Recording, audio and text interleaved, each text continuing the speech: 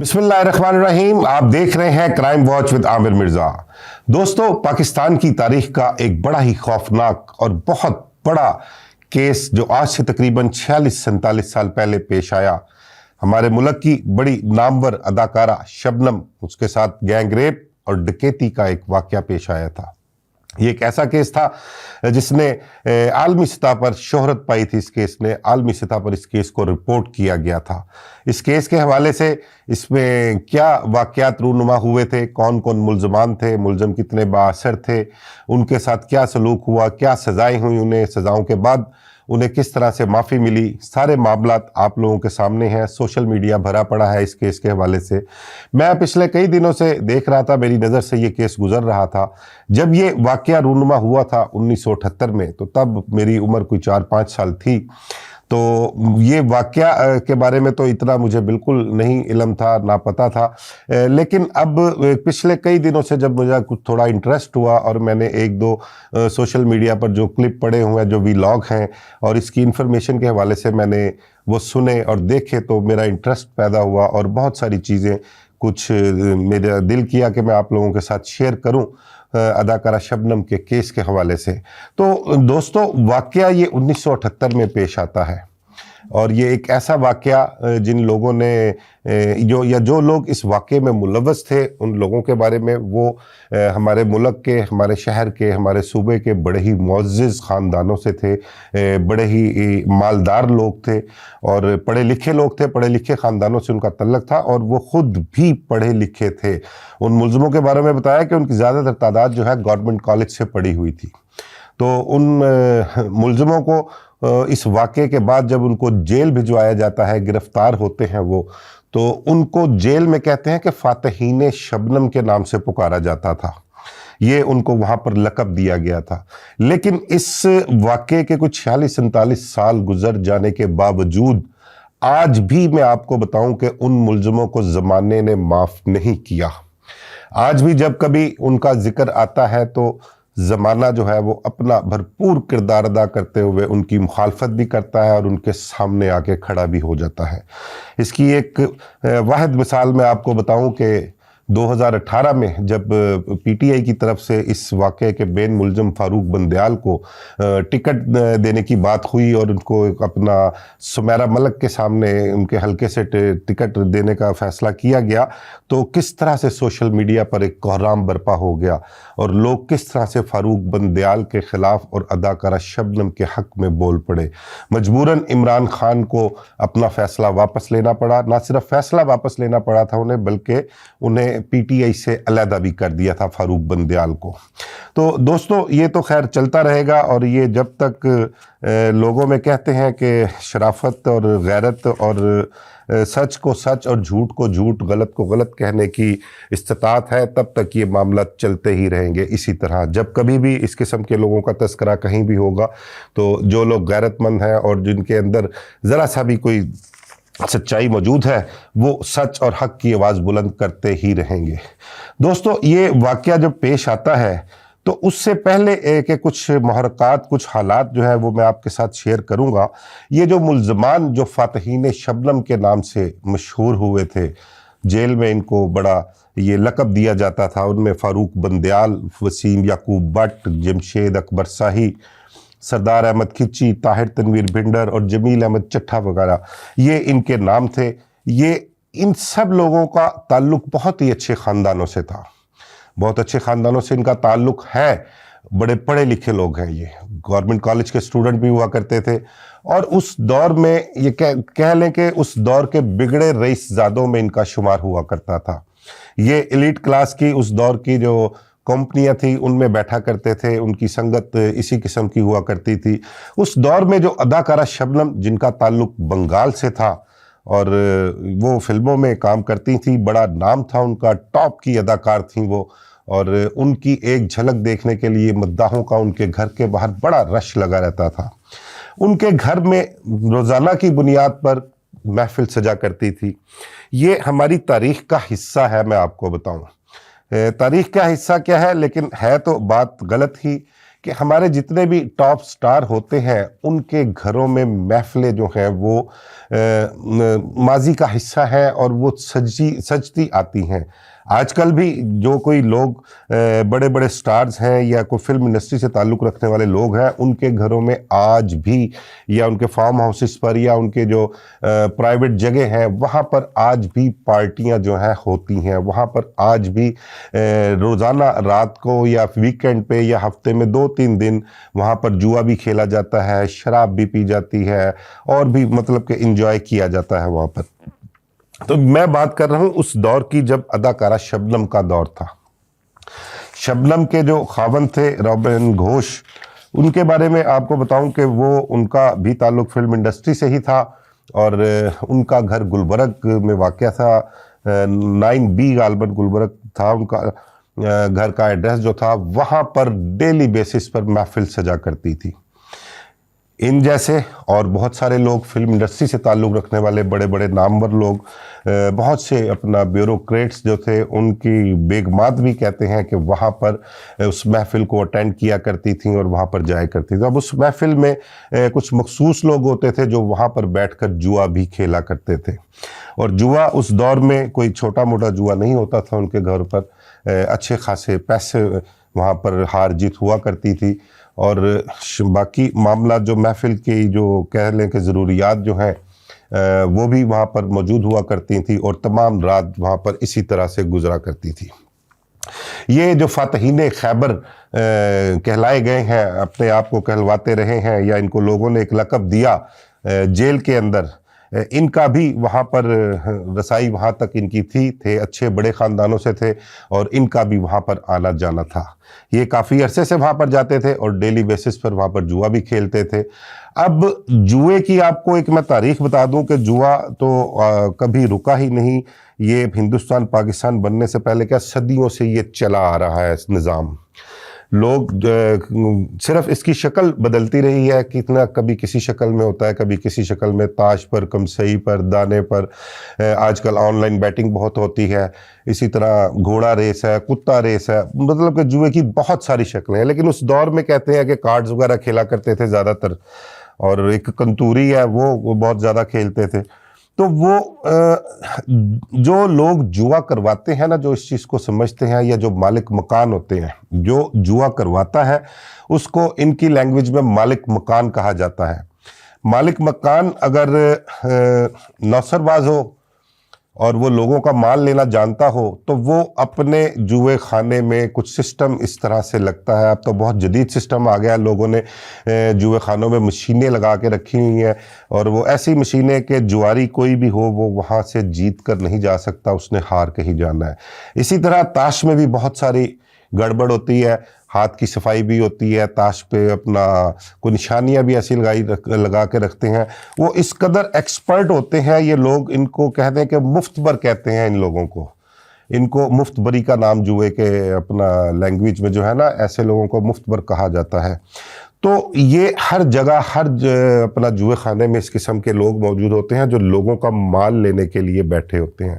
لاہور میں آج کل ایک بہت بڑا مطلب کہ جوا خانہ ہے جو کبھی بند نہیں ہوا. 1-2 مرتبہ وہاں پر ریڈ بھی ہوئی ہے, پولیس نے اس کے جو مالکان ہیں اس جوئے خانے کے ان کو گرفتار بھی کیا ہے. لیکن وہ آج بھی کسی نہ کسی شکل میں کسی نہ کسی جگہ پر, ہوٹل پر, پوش ایریاز میں یا اپنا علاقے میں وہ جوا کروا رہے ہیں. ان کا جوا آج تک رکا نہیں. اور وہاں پر جو میری جانکاری ہے, لوگ نے اپنی جائیدادیں اپنے پلازے تک گروی رکھوا دی ہیں اور وہاں پر جوا 99% مفت بری کا جوا ہوتا ہے. وہ مفت بر لوگ ہیں جو لوگوں کا مال لیتے ہیں وہاں پر.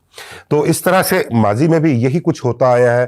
اور میں نے جب اس کیس کو سنا, دیکھا, اسٹڈی کیا تو مجھے جو چیز سمجھ آئی کہ یہ اس قدر خوفناک واقعہ, وہ لوگ جن کی ڈیلی کی وہاں پر سنگت ہوتی تھی, وہ وہاں پر عیاشی بھی کرتے تھے, وہاں پر یہ جوا بھی کھیلتے تھے, وہ ان کے ساتھ کیا ہوا کیا محرکات ایسے ہوئے, کیا رونما ہوا کہ وہ عزتوں کے لٹیرے بن گئے, وہ اس قدر جنونی ہو گئے, درندگی پر اتر آئے کہ انہوں نے اسی گھر میں ایک مشہور و معروف اداکارہ شبنم جس کا نام ہے, اس کے ساتھ درندگی کی, اس کے خاوند کو رسیوں سے باندھ کر اس کے بیٹے کے سامنے وہ اپنی ہوس مٹاتے رہے.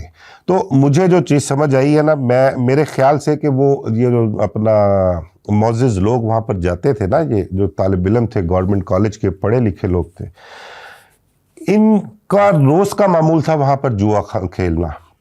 یہ پچھلے کئی دنوں سے وہاں پر جوا میں بڑی بڑی رقم ہار کر آتے تھے.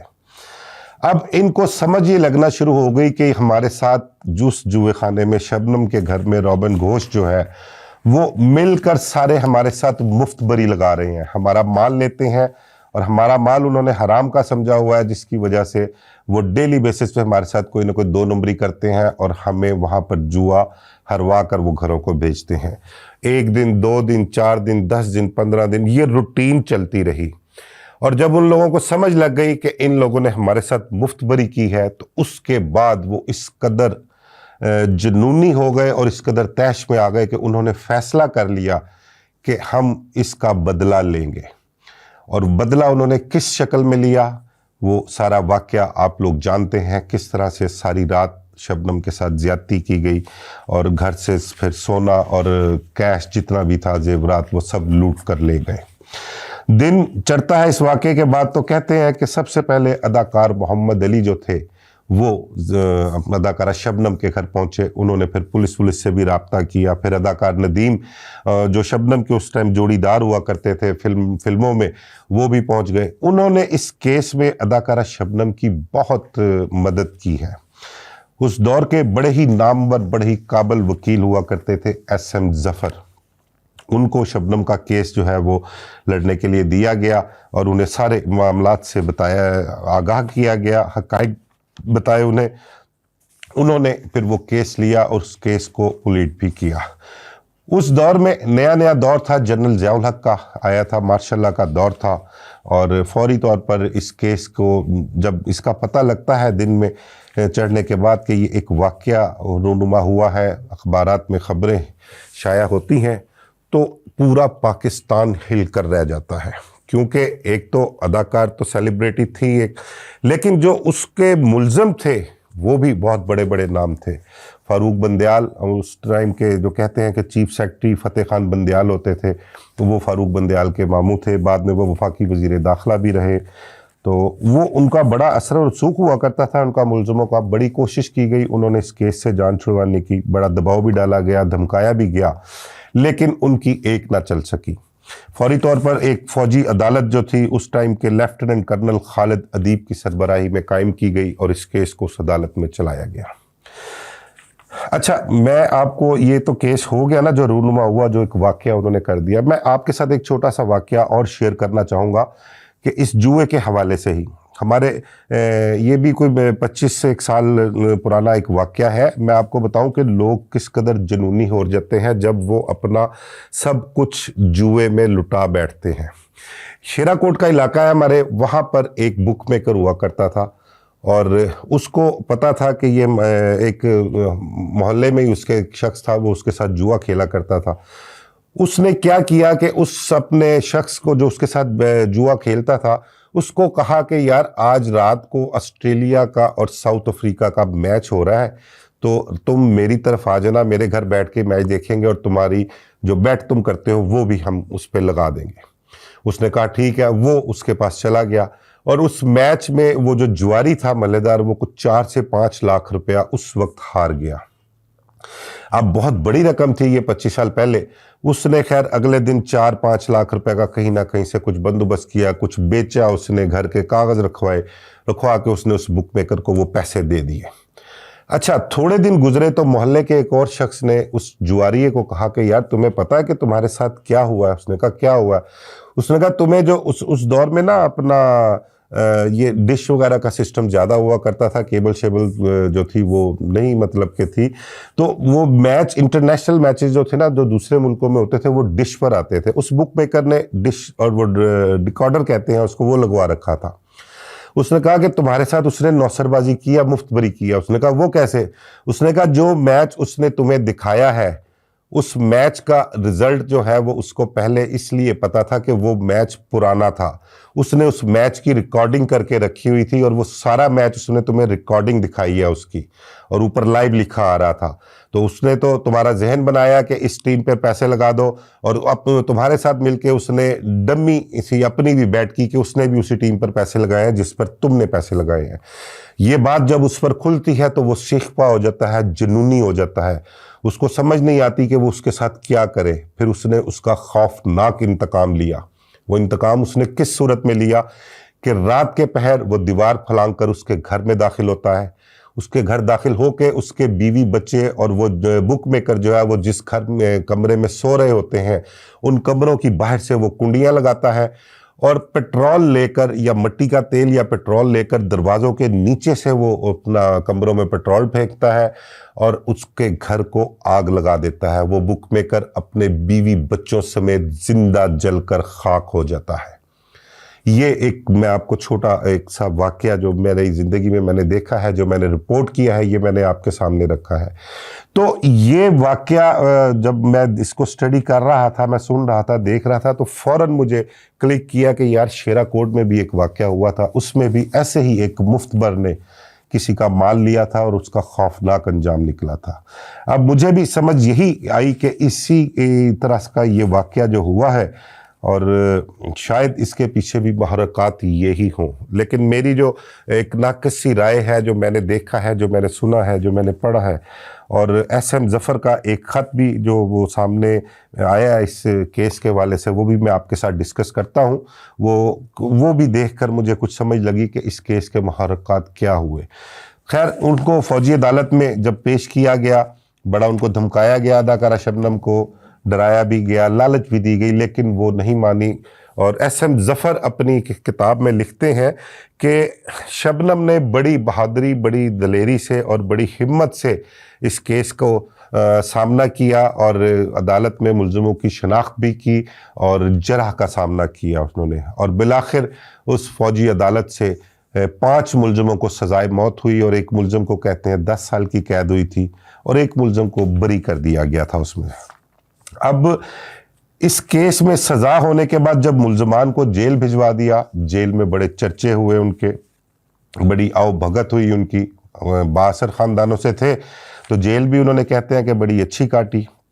لیکن ان کی سزا کے بعد صلح کے لیے، شبنم کو منانے کے لیے کوششیں جاری رہیں۔ جو میں نے سنا ہے، جو میں نے دیکھا ہے اس حوالے سے کہ ایک کسی ہمارے ہمسایہ ملک، ہمسایہ تو نہیں، خیر کسی غیر ممالک سے کوئی با اثر جو تھے، جن کا کہہ لیں کہ ہمارے پاکستان پر بہت سارے احسانات بھی ہیں، وہاں سے بھی کچھ دباؤ ڈلوایا گیا اس کیس میں ملزموں کے لیے کوئی بہتر اور نرم گوشہ اختیار کرنے کے لیے۔ خیر، کچھ معاملات اس طرح سے ہوئے کہ ان کو جب سزائے موت ہو جاتی ہے تو ایس ایم ظفر جو شبنم کے وکیل تھے، مدعیہ کے وکیل تھے، جنہوں نے ملزموں کو سزائے موت دلوائی تھی، ان کا ایک لیٹر اس دور کے جو صدر پاکستان جنرل ضیاء الحق تھے، ان کو ایک لیٹر لکھا جاتا ہے ایس ایم ظفر کی طرف سے، اور اس لیٹر میں کیا ہوتا ہے کہ یہ ملزمان جنہیں سزائے موت ہوئی ہے ان کے لیے رحم کی اپیل کی گئی ہے۔ اس لیٹر کا خلاصہ اگر میں آپ کو بتاؤں تو اس میں جو مندرجات لکھے گئے تھے اس کا مختصر سا خلاصہ یہ ہے کہ انہوں نے یہ لکھا تھا کہ یہ پڑھے لکھے نوجوان ہیں، اور میں نے اس کیس کے محرکات بھی دیکھے ہیں اور بہت ساری چیزیں میرے سامنے بھی آئی ہیں، تو میں یہ سمجھتا ہوں کہ ان کے ساتھ کچھ نہ کچھ نرم رویہ اختیار کرنا چاہیے، ان پر کچھ رحم کرنا چاہیے، ان کی سزا میں کمی ہونی چاہیے۔ یہ لیٹر بھی لکھا گیا، اور بھی بڑے دباؤ تھے۔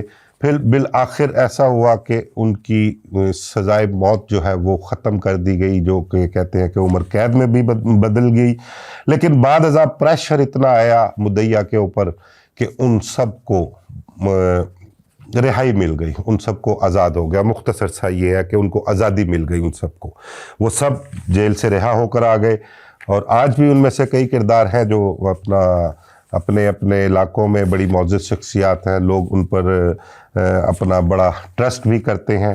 لیکن یہ واقعہ اس کا رونما ہونے کی جو وجہ سمجھ آئی ہے وہ یہی سمجھ آئی ہے کہ جو जुआरी होता है ना वो बहुत ही उसका जुनून जो होता है ना वो देखने का से ताल्लुक़ रखता है। बहुत कम ऐसे लोग होते हैं जो कि जुआ हारने के बाद जो है उसको पचा जाते हैं। बड़े बड़े मैंने दौलतमंद बड़े बड़े रईसज़ादे मैंने देखे हैं जिन्होंने जुए में अपना सब कुछ हार दिया है। अय्याशी में उन्होंने ऐसा कुछ किया कि वो सड़कों पर रुल गए हैं, इवन के मांगने तांगने को आ गए हैं वो। इस किस्म की मेरे सामने बेशुमार मिसालें मौजूद हैं। अब कहें तो मैं आपके साथ कोट भी कर सकता हूं, लेकिन टाइम आप लोगों का ज़्यादा ले लूँगा फिर सूरत में।